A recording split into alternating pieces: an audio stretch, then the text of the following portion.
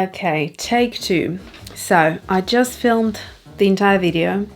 I sat down to edit and I realized that the mic hasn't been plugged in, which means that there was no sound. It's going to be more of a studio vlog, filling you in of all the things that I was working on and a couple of things that are already finalized in terms of projects and few live things. So yeah, let's go. I mean, the video that I first filmed, I really liked it. So it's a shame that it's not going to happen, but it is what it is. So I am happy to announce that my painting has been published in Artists and Illustrators Summer 2024 issue. It's out already, so if you want to get a copy, I know they're available in Waitrose and other magazine shops. If you like doing just your groceries, Waitrose probably would be a best place, but my Tesco is now also stocking this magazine as well, and they didn't do a couple of months ago, so pretty much you can get it in most places. On page 72, so first of all, if you go to contents, and here you can see page 72, it's got floral. Alyona Creates shows you how to paint a beautiful peony in watercolor. So this project has been with Derwent, and it's a painting that I have created for them as a commission to showcase how beautiful the new watercolor palette is. Let me just push the mic back because I have a feeling it's going to be too loud. Hopefully I rescued it quick enough. So here we go. There's a double spread. I just love how it looks. What an amazing feeling it is to have your painting published in a magazine. It's incredible once you open the page and it's there, and it was like, ah! When I saw this issue in the in my Tesco's and I picked it up and I was like, oh, this is my work, this is my work. It was incredible. So I really enjoyed working with Derwent to create this painting for them. And there's also a third page at the back on reverse. So it's a 3-page tutorial, step by step, where I'm guiding you through how to create this stunning blossom right here. So I'm showcasing Derwent's new watercolors, which is super vibrant, as you can see right here. And if you're interested, I have also written up the tutorial itself as well, so the painting and the writing is all by moi. And then if you flip one more page, we have another lovely spread here with the watercolors, and I have created the illustrations here, and we worked in that studio, if you remember, in December, the whole day that we spent in the studio. We have worked on some of these. If you go to Derwent's website and you click on the watercolors, you'll see like a lovely little video there, and those are my hands drawing and painting, or painting essentially with the watercolors. So yeah, 5 pages with my work in there. So, and obviously the packaging also painted by me. So what can I say on that piece here too? Also me. So I am super excited, as you can see, and I'm so flattered that Derwent picked me to do this for them. I mean, it's like a history moment for me personally, because Derwent's art supplies have always been about pencils. They're the best pencil company in UK, and there they are, they decide to bring out a watercolor for the first time, and they pick me. So I am just buzzing with excitement. So thank you so much, Derwent. I had a blast so far working on all these different projects, and it's been an incredible experience. I'm forever grateful for everything, really. And I'm also really thankful to my subscribers and my viewers and all of you who are watching now, who have been supporting me. And even through those tough times, you kept me going with your amazing words, kind words and support. So thanks to you, I didn't give up YouTube, although there were moments, I'll be honest, where I was kind of considering, shall I continue or shall I give it a break? And I'm glad I did not give it a break. I just kept on going, and there we go. Don't give up is the key here. Just keep going and you'll get there. So that was amazing. Another thing we worked with Derwent on, which I don't think I can disclose too much. So when you're doing commissions, you have to understand that sometimes companies will make you sign a non-disclosure agreement, and therefore you can't really talk too much of what's going on behind the scenes. But I can just sort of in general share that we had a 2-day workshop run together. It was a live stream, so it was not pre-recorded, and it was a new experience to me again, something I haven't done before, just like the whole day filming in studio with me creating. I have been in studios before many times, but more kind of doing like editorial assisting with fashion and beauty, but that's like completely different to art. And here I was like in front of the camera, but my hands were not my face, and then I was sort of painting, and it's a very different process to when you're painting at home with your desk and how you edit and do things. And you know, we had certain tasks in the studio that we had to capture, and there were briefs to meet. So that's that. And then, like I said, we had the workshops. So on Tuesday we had 2, and then on Wednesday we had 3, and both were super early starts. So I woke up at 5:30 a.m. both mornings to get a bit ready, have a little brekkie, and then we started at 6:30, and the live stream started at 7. So you kind of have to meet beforehand, making sure all the cameras, all the mics, everything is working, the lighting is good, and then you start live streaming half an hour after is what we've done. And we've done that exactly same structure for the 5 workshops in total, and it was a lot, even though I love what I'm doing, even though I, you know, quite often don't see it as work as such because it's such an enjoyment. But when you put 100% in and you show your dedication and you show kind of the best you can deliver, then it is still work. And it's been very interesting, captivating, inspiring. After this 2 days of workshops, I kind of felt inspired to go into my own kind of art and create even more. And just, you know, even in between the workshops, all I have been doing is just taking my sketchbook. I've got it right here, so I'm looking at it. Taking my sketchbooks and just doing more and more of these illustrations, and I feel that I am just absolutely having a blast of a time, but I'll get back to that in a second. So we finished on Wednesday. It was a wrap, and it was really genuinely, I felt like celebrating that day. It was amazing sense of achievement and just feeling proud for myself, and you know how hard I pushed myself to deliver, etc. So, and then on Thursday my prototypes for my new stamping sets arrived, and I'm so excited, but I haven't yet opened them. I don't think I can show you just yet. They're right in the envelope in front of me on my desk. I will be creating, well, first of all, check that everything is exactly how I kind of envisioned it, and then if everything is okay, then I will be starting on the artwork that needs to go on the back of the inserts of my stamping sets. So if I show you one, so generally I create a little bit of artwork that goes onto the back to show what kind of a thing you can create, what kind of illustration or swatches you can stamp. That is it sort of work-wise. Yeah, I've been designing them in between preparing for the workshop, because keep in mind those were 2 days of kind of live streaming, but weeks of preparation went into that. The illustration for the invites that I had to do beforehand, and then all the other bits and pieces that went into it as well. Things obviously like the technical side of it, I had to get another webcam to be able to live stream. Not every webcam apparently does that, so I was learning quite a bit during that process as well. And in the beginning I was like, oh my gosh, I'm not sure. Usually I don't like this part of the art business, you know. I love the illustrating, the creating, the painting, the artistic side of it, but when it comes to also, there's a big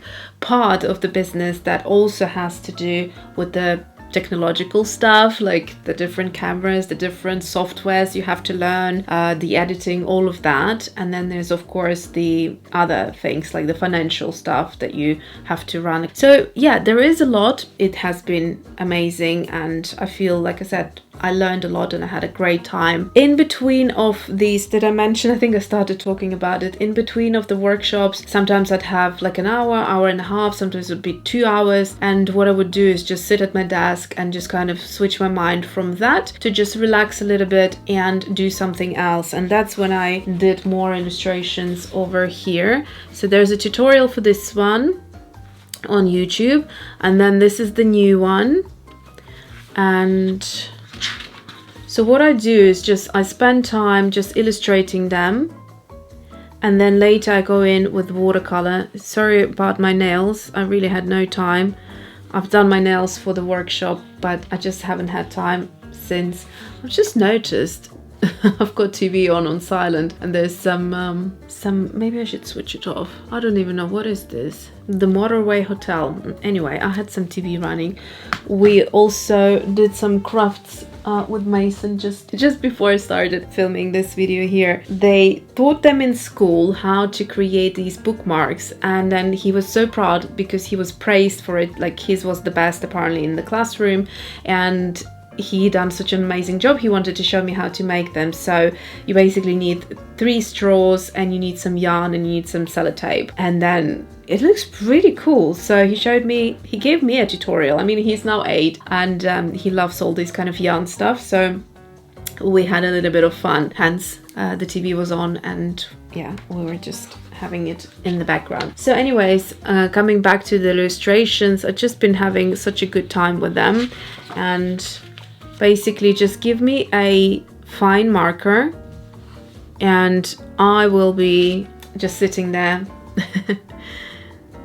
Even taking my son to some of the like activity classes, I just basically take a pen, sit down, and just start illustrating and drawing, and I find it so therapeutic. And one thing I have done now is I switched It's been a long week, I'm telling you. I switched from my platinum carbon fountain pen to a Micron 005, and I got to tell you, it's been absolutely such a pleasurable experience. So if I show you the difference, you will immediately see what I mean. So here is the carbon, the platinum fountain pen. It's nice and fine. But check this out, we're just completely entering a different level of precision. It's just so gorgeous. In fact, I went to Royal Academy of Arts in London.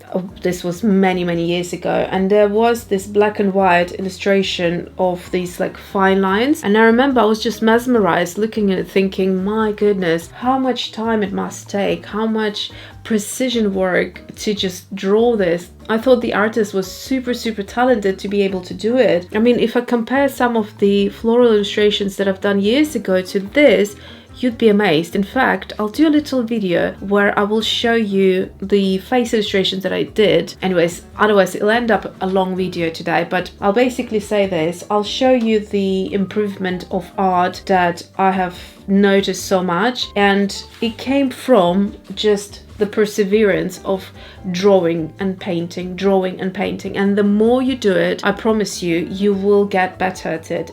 There is no other way. I always knew what kind of art I liked visually, and then I couldn't produce it. I always thought I'm not a great drawer. I always said that I'm great with colors. So the fact that I can now draw this, which I'm super proud of, you know, to me it's like, if I can do it, so can anyone else, because beforehand I could not control my hand in this way. It just would not look as neat. There is no crossovers, there are no kind of lines that go out of place. It's just precision. It's a really meditative state of mind where I go into when I'm drawing these, because it's just so relaxing. Another thing, I've been doing some gardening yesterday. I make sure I have some sort of leaves or plants always around me, and this is a little cutting I took from my bonsai maple tree. It's so gorgeous, so I've got it on my desk, and I take inspiration from everything. For example, these are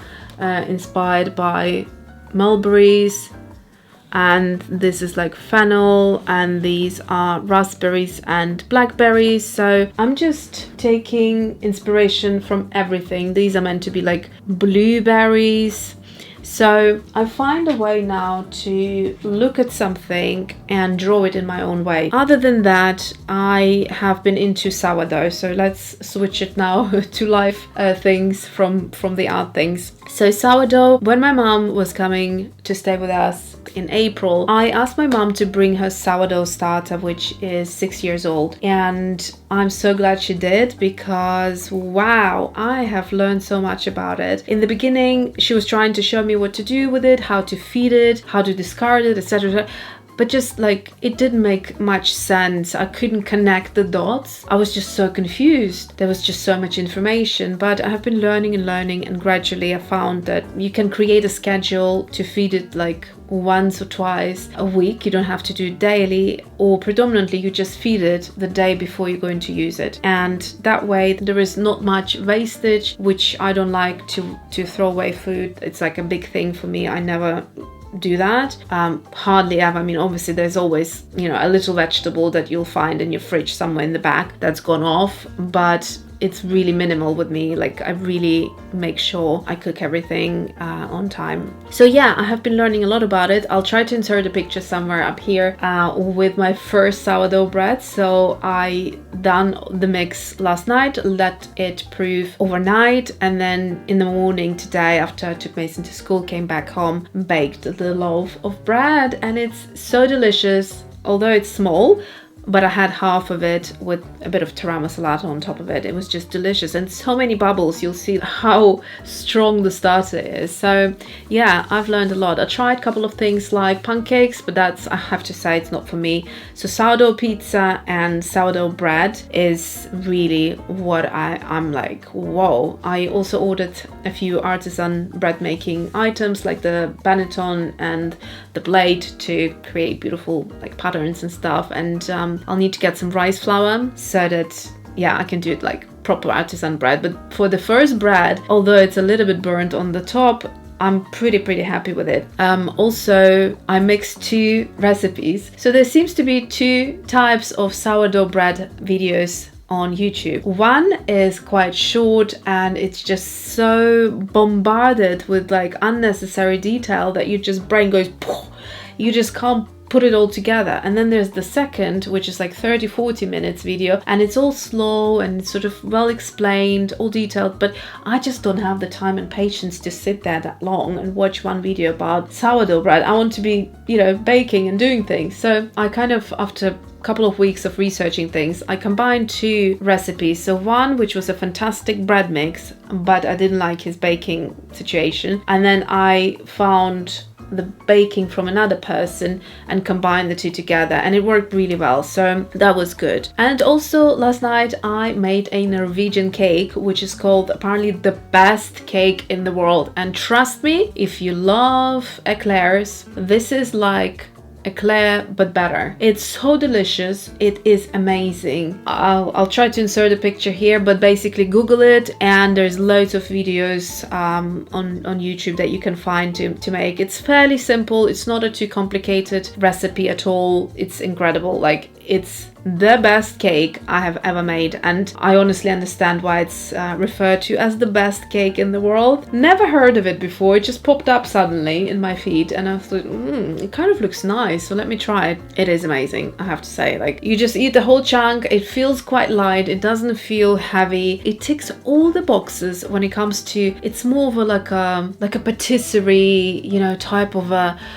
beautiful pastry, like when you go to Paul's and you buy really nice pastries. That is it. I think I mentioned everything I wanted, everything I remembered. I'll try to edit this video tonight. I'll see if I have time. I need to go to the gym because my back has been killing me today. Suddenly just like really I need to stretch and I need to do something. So I usually do half an hour swim and maybe a little workout before that as well. I might edit quite late tonight, but I'll try my best to get this video out tonight. So thank you so much for watching. Again, thank you for all of your support throughout the years, whether you have been with me for a while or from the beginning or recently joined. Thank you regardlessly, and please leave a comment if you wish about any of the subjects that we talked today. That always helps the channel to get a little bit more circulation. That is it.